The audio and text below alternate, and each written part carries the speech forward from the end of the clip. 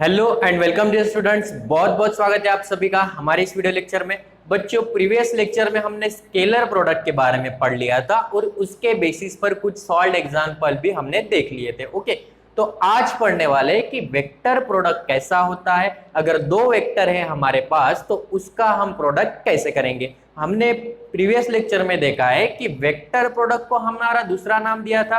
Vector product मतलब कौन सा प्रोडक्ट होता है? Cross product. और स्केलर प्रोडक्ट मतलब कौन सा प्रोडक्ट होता है? Dot product. इतना तो पता है आप लोगों को। ओके, तो आज वही क्रॉस प्रोडक्ट पढ़ेंगे कि दो वेक्टर है तो उनका क्रॉस प्रोडक्ट कैसे होता है। ओके, तो चलिए स्टार्ट करते हैं। वेक्टर प्रोडक्ट जो है वो होता है A cross B is equals to magnitude of A bar magnitude of B bar sine theta into N cap. तो ये हमारा क्या होता है? क्रॉस प्रोडक्ट मतलब वेक्टर प्रोडक्ट। डॉट प्रोडक्ट क्या था? डॉट प्रोडक्ट था A bar dot B bar is equals to magnitude of A bar magnitude of B bar into cos theta. पक्की बात है। ओके, इसका आंसर जो है वो क्या निकल के आता है? स्केलर निकल के आता है, इसलिए इसको स्केलर प्रोडक्ट बोलते हैं। अभी यहाँ पे देखिए, ये स्केलर हो गया, ये स्केलर हो गया, ये भी कुछ ना कुछ वैल्यू आएगी मतलब स्केलर हो गया। बट यहाँ पे एन कैप क्या है? यूनिट वेक्टर है।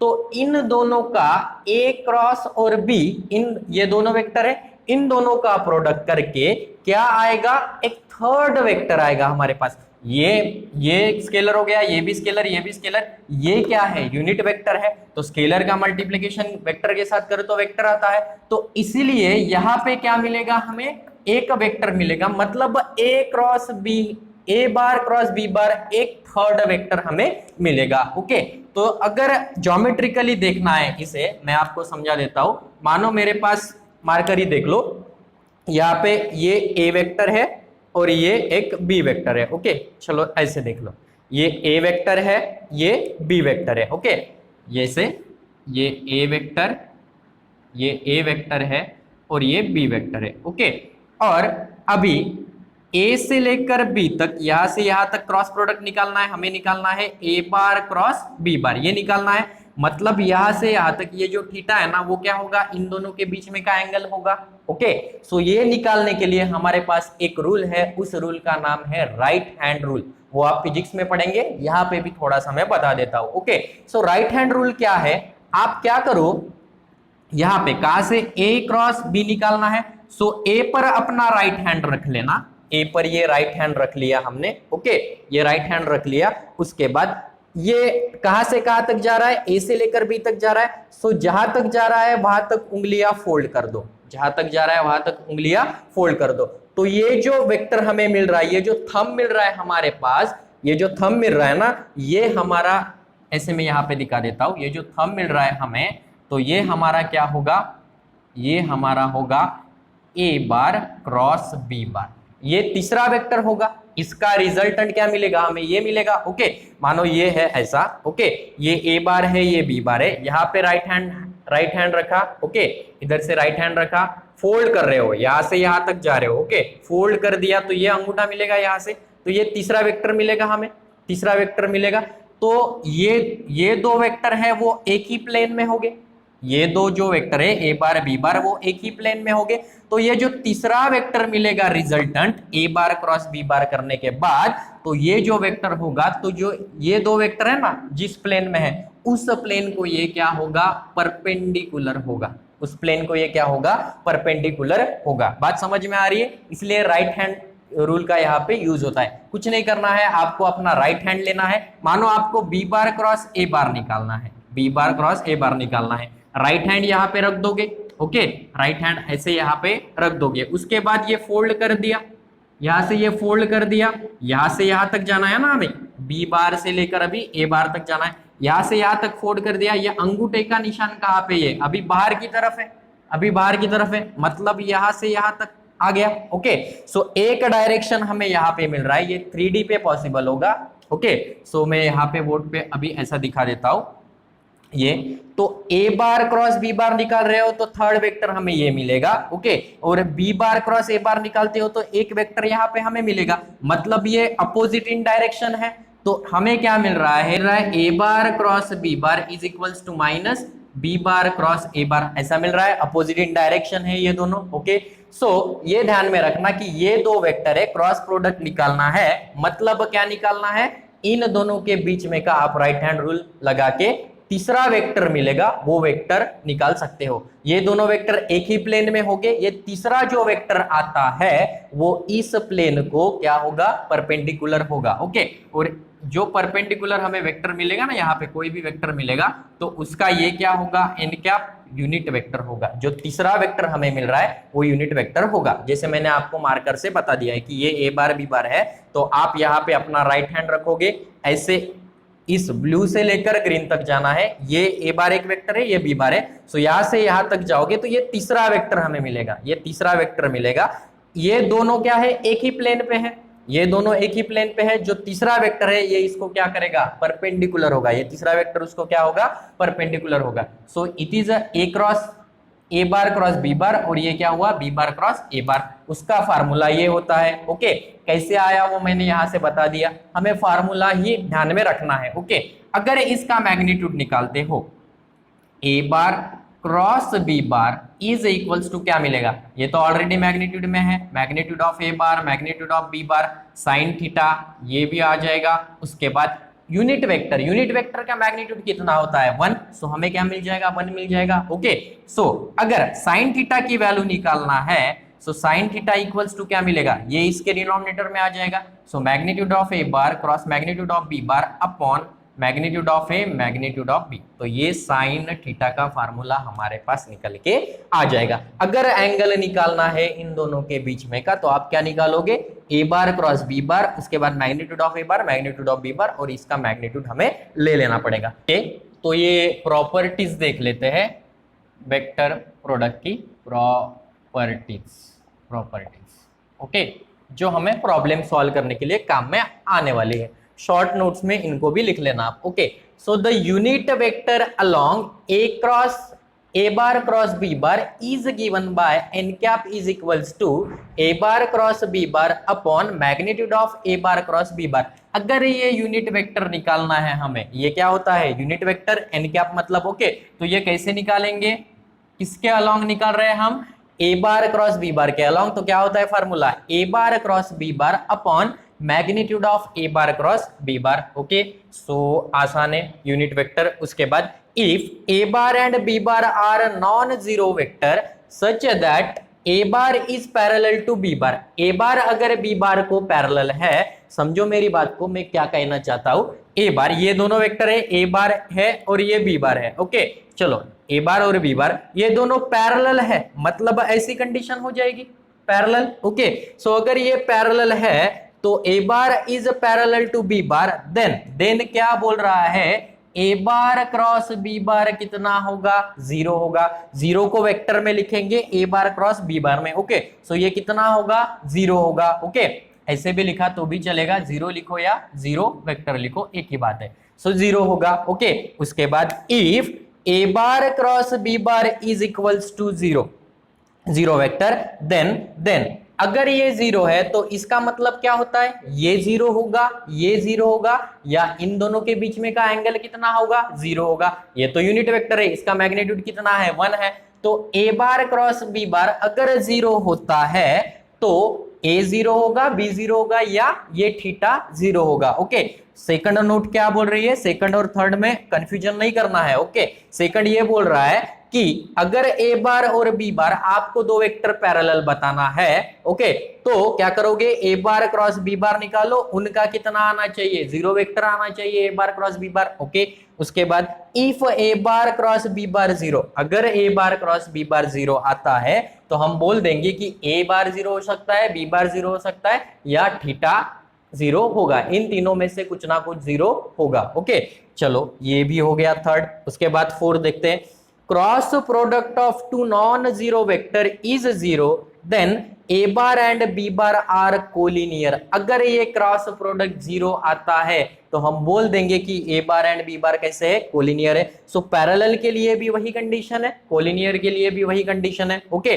सेम ही है। अगर A bar cross B bar 0 आता है तो हम बोल देंगे वो ए bar and B bar parallel भी है और कोलिनियर भी है। ओके, अब A bar is equals to the K B bar, मतलब एक वेक्टर दूसरे के स्केलर मल्टीपल है। Okay, then A bar cross B bar is equals to, हम क्या लिख रहे हैं, ए बार इक्वल्स टू क्या है, k B bar. So A bar equals to हमने के बी बार रखा, तो आपको ध्यान देने वाली बात है कि b bar cross B bar क्या होता है, जीरो वेक्टर होता है। A bar cross A bar क्या होता है, जीरो वेक्टर होता है। खुद के साथ खुद का क्रॉस करोगे तो वो कितना निकल के आएगा, जीरो आएगा। सो स्केलर मल्टीपल के साथ जीरो करो तो वो जीरो वेक्टर ही आने वाला है। ओके, सो ये सारी की सारी नोट आप ध्यान में रख लेना, 4 और 5। उसके बाद 6, ये इंपॉर्टेंट है।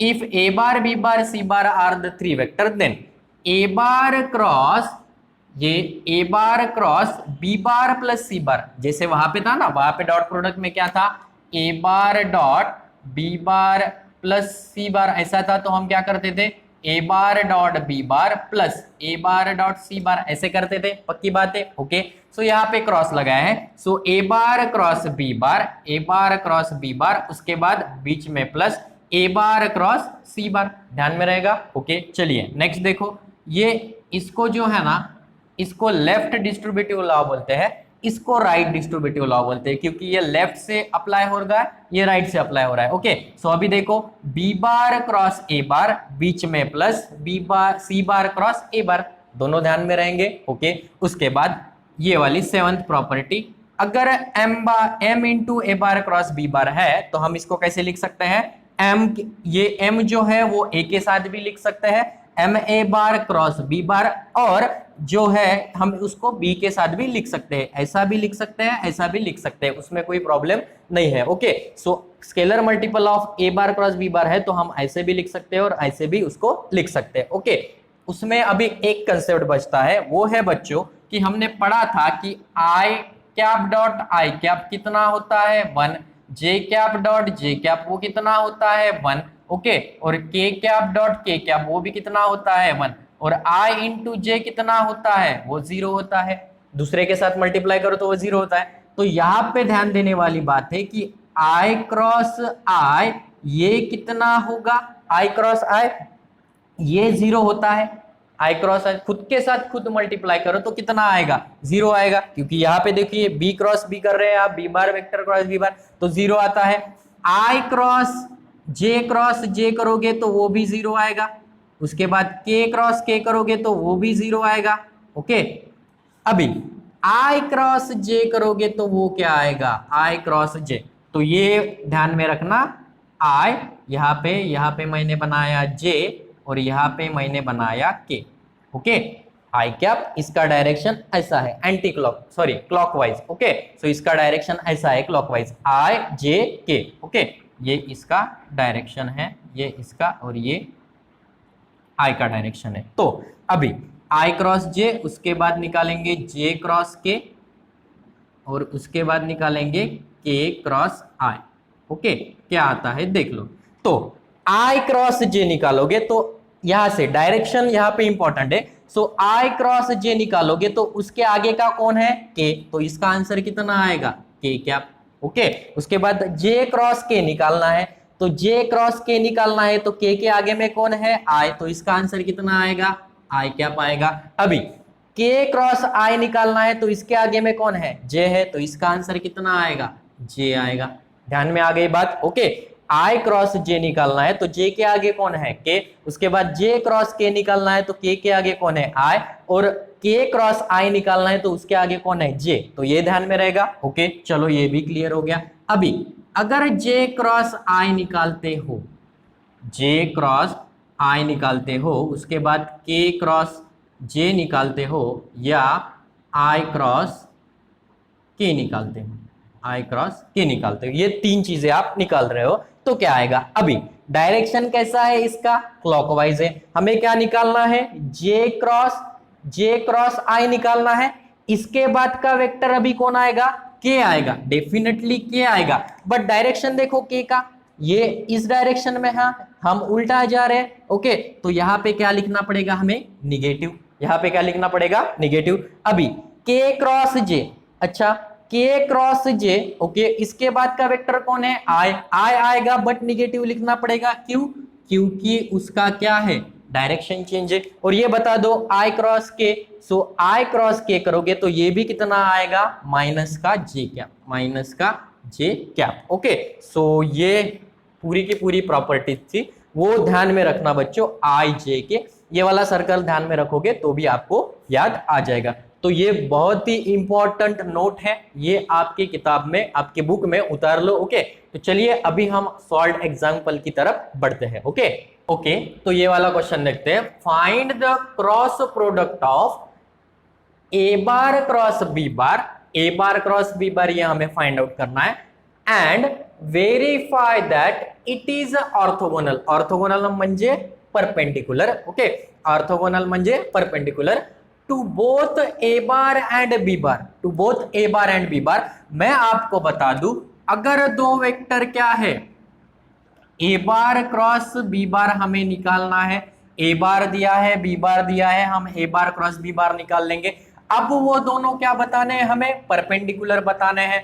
मतलब इसके साथ ए बार का डॉट प्रोडक्ट कैसा होना चाहिए, 0 होना चाहिए, और ए बार क्रॉस बी बार इसका डॉट प्रोडक्ट किसके साथ, बी बार के साथ कैसा होना चाहिए, 0 होना चाहिए। तब जाके हम बोलेंगे कि A bar cross B bar ये ए बार के साथ भी और बी बार के साथ भी कैसा है, परपेंडिकुलर है। परपेंडिकुलर है, डॉट प्रोडक्ट में ये कंडीशन होती है। अगर A bar dot B bar is equals to 0 होता है तो हम बोल देते हैं कि A bar is perpendicular to B bar. Okay, A bar is perpendicular to B bar. तो A bar cross B bar ये परपेंडिकुलर है किसको, ए बार को, तो इन दोनों का डॉट प्रोडक्ट कितना होना चाहिए, 0 होना चाहिए। इन दोनों का डॉट प्रोडक्ट कितना होगा, 0 होगा। तो हमें वो सब निकालना पड़ेगा। पहले ए बार क्रॉस बी बार निकाल लेते हैं, बाद में उसका मल्टीप्लीकेशन ए बार के साथ कर देंगे। ओके, सो ये दो टर्म हम अभी सॉल्व कर देते हैं। ओके, तो चलिए स्टार्ट करते हैं। तो यहाँ पे हमें पहला वाला हम सॉल्व कर देते हैं। ओके, सो ए बार गिवन है वो कितना है, I cap plus J cap minus का के कैप। ओके, उसके बाद बी बार गिवन है वो कितना है, 2 आई कैप प्लस 4 जे कैप और उसके बाद प्लस 6 के कैप, इतना गिवन है।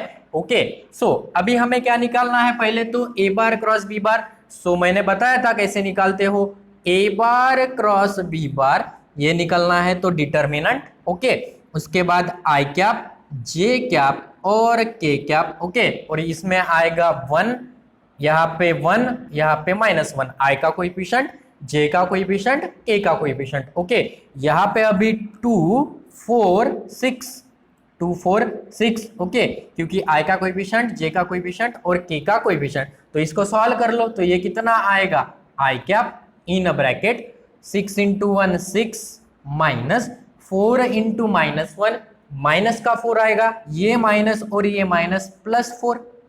ओके, उसके बाद माइनस का जे कैप इन ब्रैकेट 6 × 1 6, बीच में माइनस, 2 × -1 -2, ये माइनस और ये माइनस +2 हो जाएगा, प्लस का के cap. Okay, in bracket 1 × 4 4 minus 2 × 1 कितना 2, पक्की बात है। ओके, सो इसको सॉल्व कर दो तो ये कितना आएगा, 6 + 4 10 I cap minus 6 + 2 8 J cap.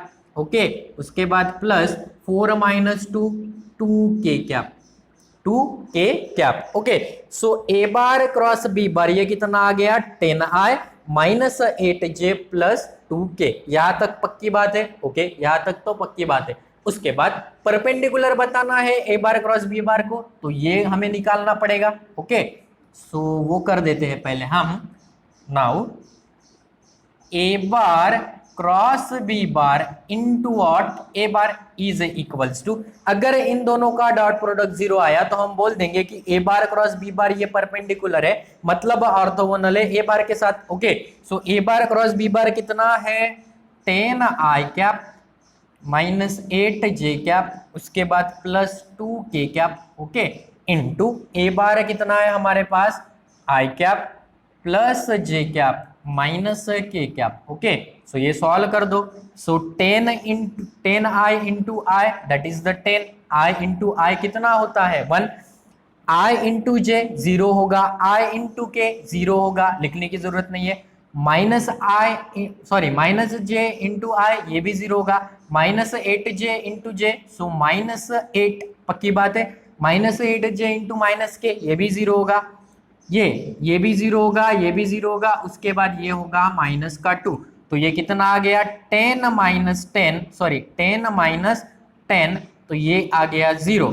तो A bar cross B bar into A बार वो कितना आ गया 0 आ गया। तो हम बोल सकते हैं कि A bar cross B bar is orthogonal to A bar. Okay, so A bar cross B bar is orthogonal to A bar, is orthogonal to A bar. अब क्या निकालना है, A bar cross B bar into B bar, so A bar cross B bar into B bar निकालना होगा। तो A bar cross B bar क्या है हमारे पास 10 I cap minus 8j cap plus 2k cap. Okay, उसके बाद B bar क्या है हमारे पास, बी बार यहां से मिलेगा हमें 2i cap plus 4j cap plus 6k cap. Okay, so इसको सॉल्व कर दो। So 10i into 2i that is the 20। Okay, ये j के साथ k के साथ तो 0 आएगा, माइनस का 8 और ये 4, सो माइनस 32। ओके, उसके बाद प्लस 2 और ये प्लस 2 और ये 6, तो ये कितना आएगा प्लस का 12।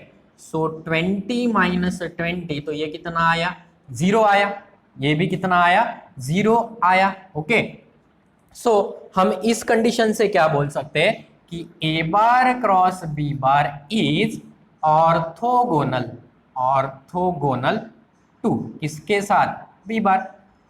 तो A bar cross B bar ये ऑर्थोगोनल हुआ ए बार के साथ, और ए बार क्रॉस बी बार ये भी ऑर्थोगोनल हुआ किसके साथ बी बार के साथ। तो हम बोल देंगे कि hence a bar cross B bar is orthogonal to both a bar and B bar.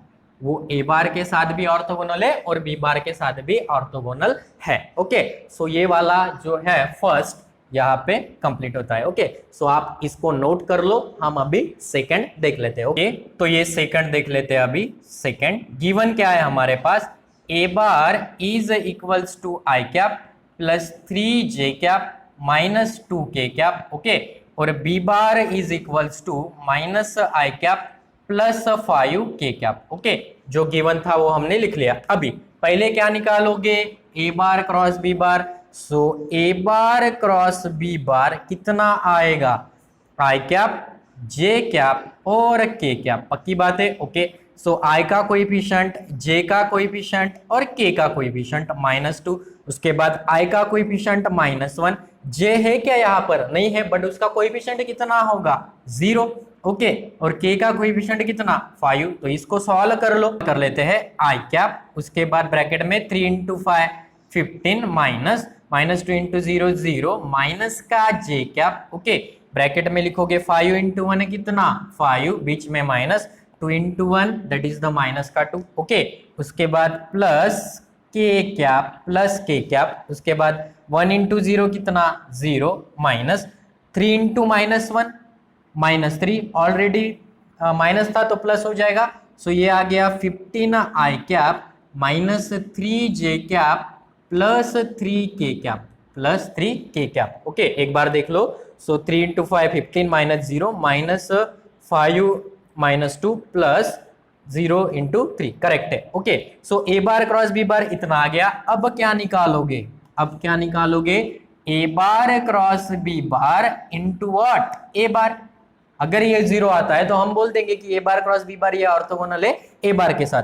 तो 15 I cap minus 3j cap plus 3k cap. Okay, उसके बाद इंटू ए बार क्या है I cap plus 3j cap minus 2k cap. तो ये कितना मिला 15 into 1 15। Okay, minus minus minus 9, क्योंकि आई जे 0 हो जाएगा, बाकी इसके साथ इसका मल्टीप्लीकेशन -9, इसके साथ इसका कितना आता है माइनस का 6। सो 15 माइनस 15 ये कितना आ गया 0 आ गया, पक्की बात है। ओके, सो हम बोल देंगे कि A bar cross B bar is orthogonal कैसा है, orthogonal to A bar, orthogonal to A bar, पक्की बात है। ओके, उसके बाद ए बार क्रॉस बी बार हो गया। अभी क्या निकालोगे, A bar cross B bar into what, B bar. Okay, so A bar cross B bar कितना है हमारे पास, 15 I cap minus 3 J cap plus 3 K cap. Okay, into B bar कितना है, बी बार है माइनस आई कैप, माइनस का आई cap plus 5 के cap. Okay, so ये कितना आता है, 15 इंटू माइनस 1 माइनस 15। ओके, जे कैप तो नहीं है हमारे पास, जीरो आ जाएगा, और ये प्लस का 15, सो ये आ जाएगा जीरो।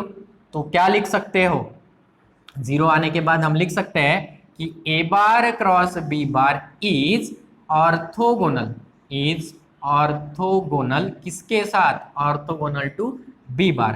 हैंस, हैंस करके हम बोल देंगे कि A bar cross B bar is orthogonal, orthogonal to A bar and B bar, orthogonal to A bar and B bar. बस यही क्वेश्चन था हमारा, ऑर्थोगोनल टू बोथ लिख दो, both a bar and B bar. तो ये second question भी हमारा यहाँ पे कंप्लीट होता है। ओके, सो आज के लेक्चर में इतना ही, रुक जाते हैं यहाँ पर। सो आज के लेक्चर में हमने क्या क्या देखा बच्चों, वेक्टर प्रोडक्ट देखा जिसको हम क्रॉस प्रोडक्ट भी बोलते हैं, उसका फार्मूला देखा, उसके बाद प्रॉपर्टीज देखे जो बहुत ही इंपॉर्टेंट है, और उसके बाद ये एग्जाम्पल आपके सामने है। ओके, सो ये चैप्टर जो है वेक्टर, इसमें 3D का कंसेप्ट भी उन्होंने डाला है, जो पिछले साल 2 चैप्टर किए थे, एक वेक्टर था, एक 3 डायमेंशनल ज्योमेट्री था। तो इस साल आपको वो मर्ज करके दे दिया है, वेक्टर भी है उसमें 3D भी है, तो 2 चैप्टर का मिक्सअप आपको वेक्टर है। हालांकि 3D बहुत ही कम है आपको, वो भी हम पढ़ने वाले हैं। ओके, तो इसका ये होता है, पॉइंट ये है कि वेक्टर और 3D मिला के बहुत बड़ा चैप्टर हो रहा है। आप देख पा रहे हो कि हमारा अभी 11th लेक्चर चल रहा है, अभी 4-5 वीडियो और आएंगे इस चैप्टर को फिनिश होने के लिए।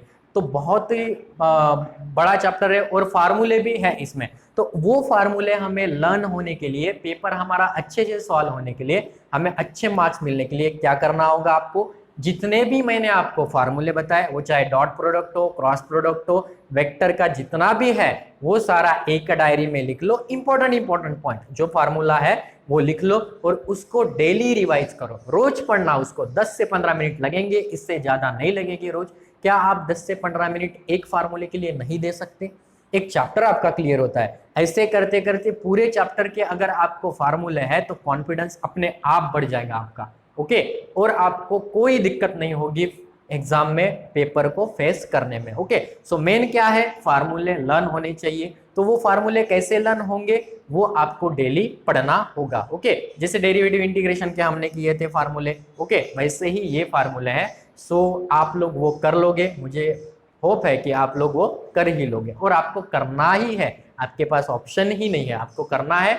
बाद उसके बाद ही आपका पेपर अच्छे से जाएगा। ओके, सो ठीक है, आज के लेक्चर में यही रुक जाता है। सो तब तक बने रहिए हमारे साथ और देखते रहिए हमारे video lecture. Thank you very much for watching this video.